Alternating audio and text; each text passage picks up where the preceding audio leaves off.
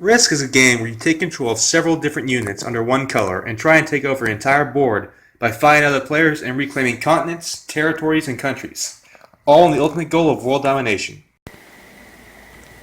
WarLight is the exact same concept except on a mobile device, and in my opinion is done a lot better.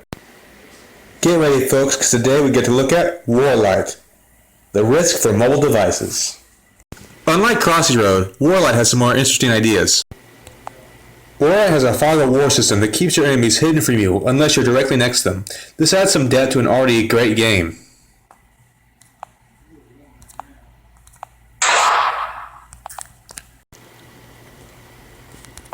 WarLight's tutorial levels take place on a standard risk map, allowing you to get familiar with the controls while having something more familiar to use. Also, there's no fog of war, so it's effectively playing a game of Risk while on a giant map. WarLight's standard map is a lot larger and has much more countries and areas to take over. This puts length to the game and gives you more chance to have larger empires and bigger armies.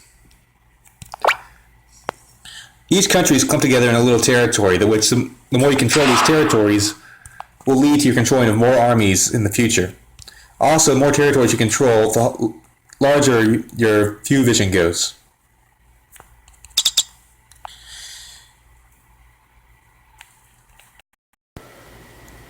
Well, the game looks a little different and plays slightly different. The end goal is still the same, to take over the entire world, except, as you can tell, it's quite a bit more daunting a task. Not only do you have to conquer all these countries, but the AI can be pretty aggressive in the later levels, more strategically than anything else. The only continent that isn't divided is Brazil, which I always found kind of funny. The United States is divided into two separate regions, with the states themselves filling in as the territories. Brazil itself does have to be divided too.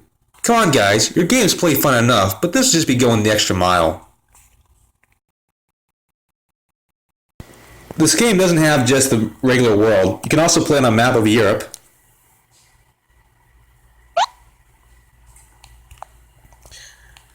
Which is not only just unique, but it shows you how much more you can do with the type. Here you see that your ally, the red, is slowly receding, and you are the green.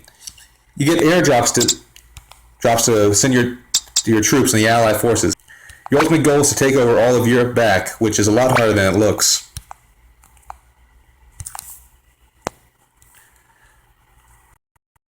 However, one of the real reasons to play this game is to access the multiplayer. Types of maps from Turkey to the Roman Empire, to France, to even the world. The map has about 20 players playing on it at the moment.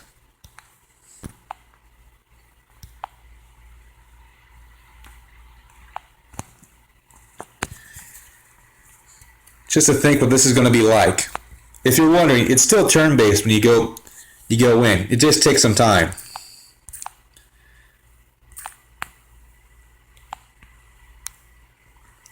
And you can create games. I once played on a game with the map of Poland, where every state was divided into counties, and you took over the counties individually. It was the most unique experience I think I've ever had in this game. I would wholeheartedly endorse this game.